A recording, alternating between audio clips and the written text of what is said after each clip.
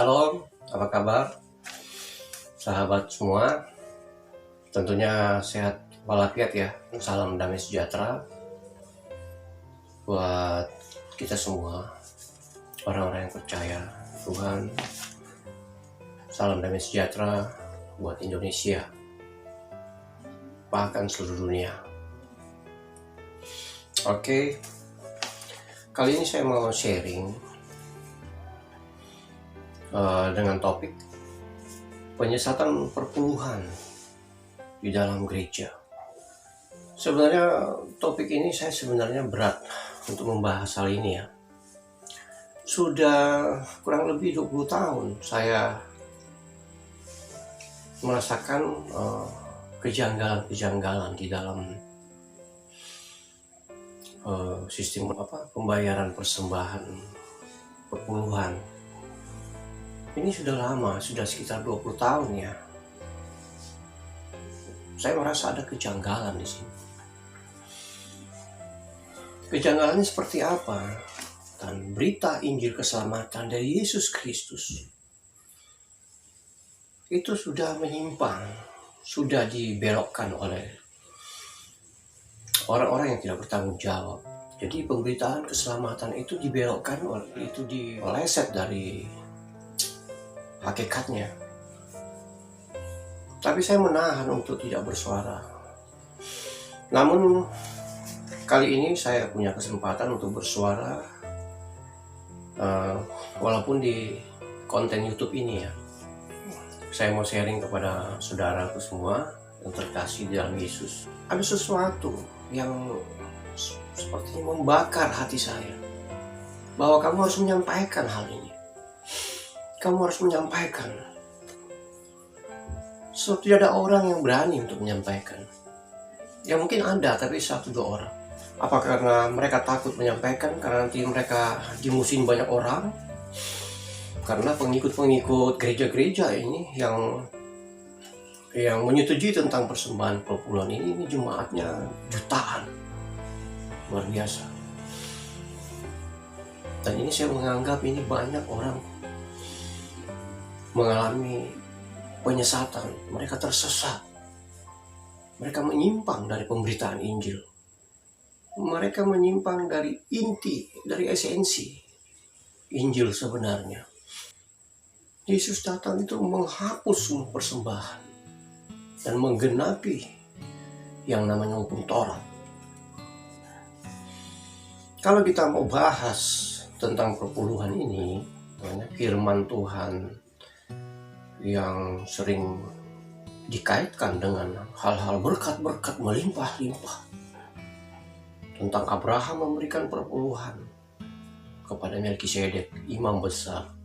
Kalau kita membahas ini panjang, dan persembahan perpuluhan Abraham, Yakub ini panjang dan cukup ribet dan jelimet. Persembahan-persembahan dilakukan oleh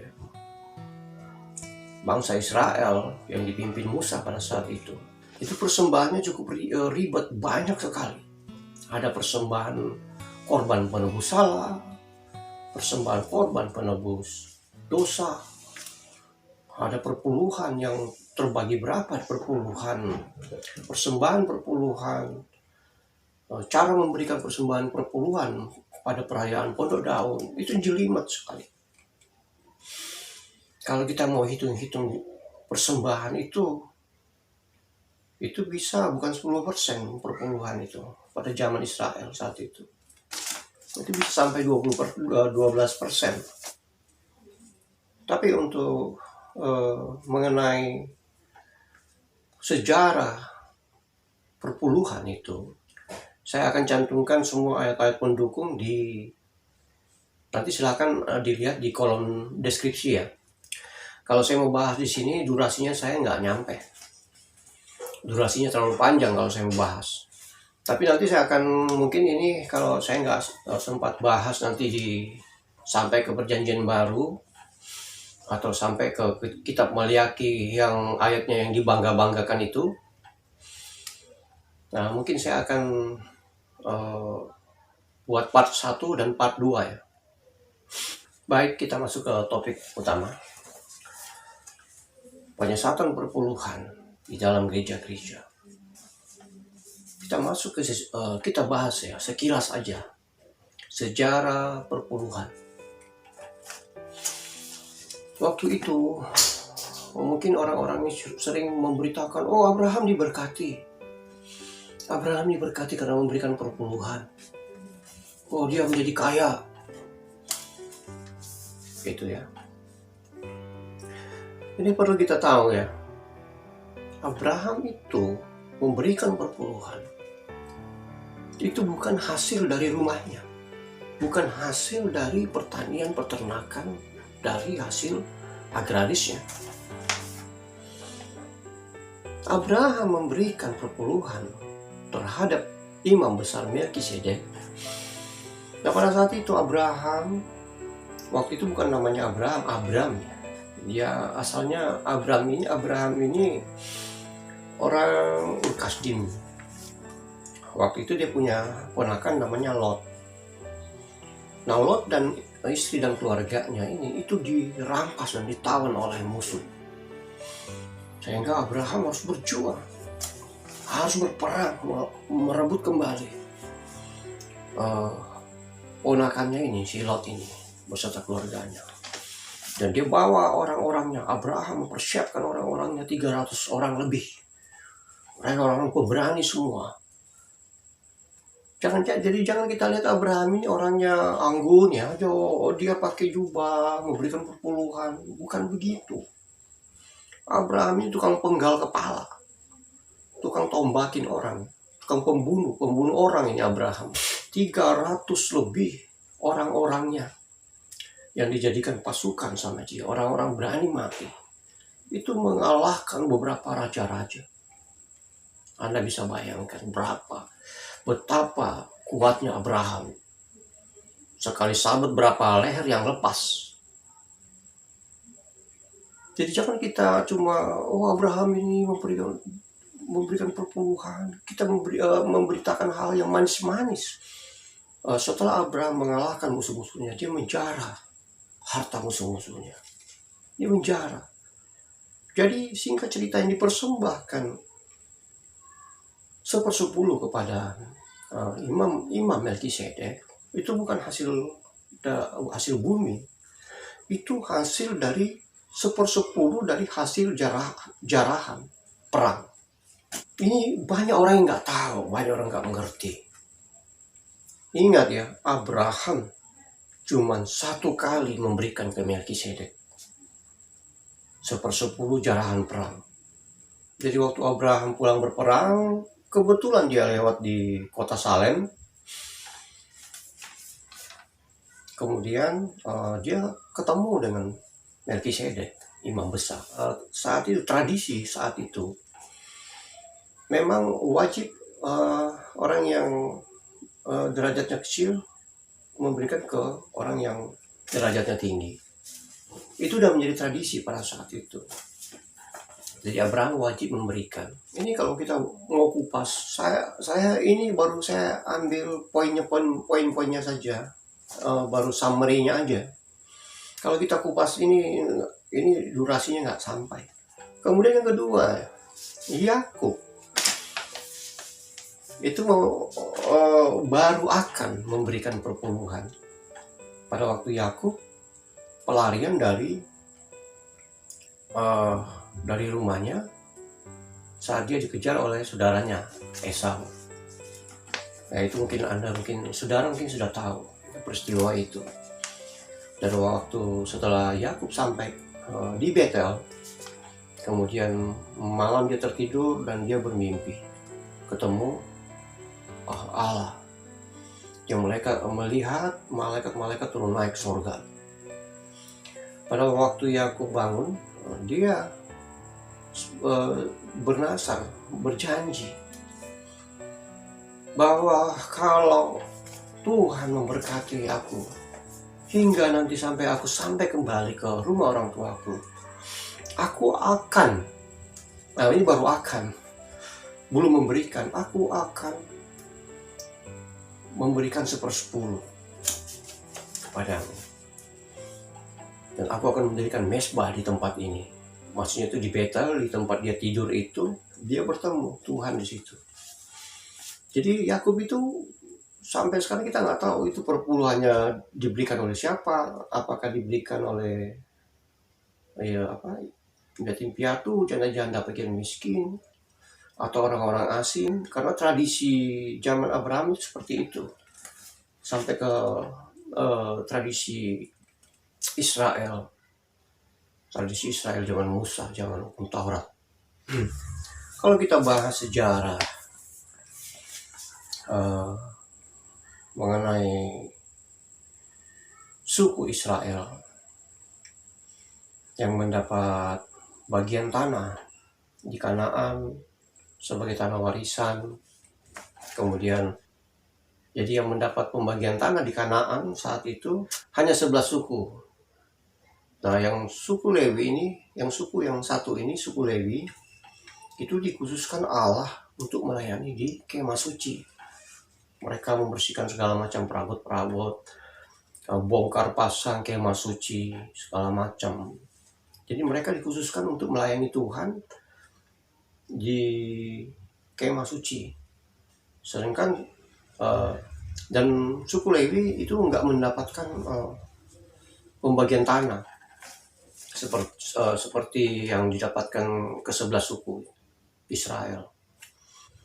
Dan perjanjiannya setiap 11 suku ini itu mengelola tanah yang sudah diberikan oleh mereka, hasil nantinya hasil agraris seperti pertanian, peternakan itu mereka mempunyai hasil dari situ. Masing-masing suku itu akan memberikan perpuluhan kepada Imam Lewi gitu. Nah, singkat cerita, Imam Lewi mendapat perpuluhan dari ke-11 suku ini. Imam Lewi pun juga wajib memberikan 1/10 kepada Tuhan. Seperti itu persembahan perpuluhan. Dan persembahan-persembahan yang lain seperti persembahan perpuluhan pondok daun yang dirayakan sebagai memperkokoh kesatuan bangsa Israel. Jadi pada zaman Musa itu persembahan perpuluhan yang rutin itu diberikan oleh 11 suku yang tadi ini, 11 suku Israel. Mereka mendapat hasil dari peternakan, dari pertanian, baik itu mendapatkan hasil per 3 bulan atau per 4 bulan, 5 bulan, 6 bulan, itu mereka serahkan perpuluhan, itu rutin ya. Kemudian persembahan penebus salah, penebus dosa, karena waktu itu kan belum ada namanya Tuhan Yesus. Tuhan Yesus belum turun mengorbankan dirinya menjadi persembahan, korban. Makanya waktu di zaman Musa, di zaman Taurat itu setiap orang melanggar, setiap orang berdosa itu membawa domba pilihan, bukan domba cacat, domba pilihan untuk disembelih untuk menebus dosa orang tersebut, dosa orang yang bersangkutan tersebut. Itulah korban. Darah domba, darah binatang menebus dosa manusia. Dan itu memang kelihatannya sangat aneh. Sebab manusia makhluk mulia, kok ditebus pakai darah binatang. Ya, itu tadi sekilas kita bahas mengenai sejarah perpuluhan. Saya bahas secara singkat saja. Kemudian ada lagi senjata-senjata firman yang dipakai oleh pemimpin-pemimpin di dalam gereja untuk mengelabui atau untuk mengintimidasi, mengancam para jemaatnya, seperti kitab Maliaki. Wah, ini kitab paling favorit ini. Padahal kalau kita pelajari kitab Maliaki dari pasal 1 sampai 4, kitab Maliaki ini itu membahas Allah itu lagi murka, lagi marah sama umat Israel, khususnya Imam Lewi. Dengar ya, khususnya Imam Lewi. Banyak orang-orang mengaku, oh saya ini seorang Lewi rohani, melayani. Di kitab Maliaki, Tuhan lagi marah terhadap suku Lewi. Kenapa Tuhan marah? Tuhan murka.